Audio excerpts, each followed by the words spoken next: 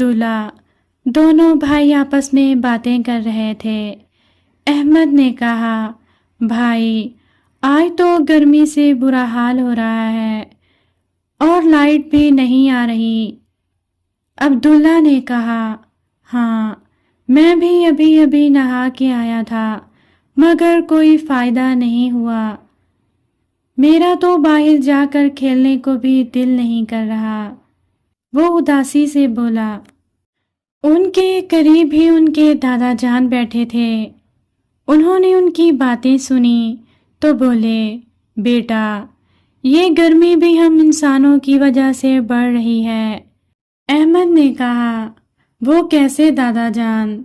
بیٹا یہاں انسان اپنی جہالت اور خود غرضی کی وجہ سے درختوں کی کٹائی کرتا رہتا ہے، جس کے نتیجے میں عالمی درجہ حرارت میں تیزی سے اضافہ ہو رہا ہے۔ یہ انتہائی گرمی کی لہر اسی کا نتیجہ ہے۔ انہوں نے تفصیل سے بتایا۔ وہ دونوں غور سے دادا جان کی باتیں سن رہے تھے۔ بیٹا کل میں جب جنگل گیا وہاں میں نے دیکھا کہ آدھے سے زیادہ درخت کٹے ہوئے تھے، جگہ جگہ راکھ کا ڈھیر تھا۔ احمد نے دادا جان سے دوبارہ سوال کیا، دادا جان اس مسئلے کا کوئی حل بھی تو ہوگا؟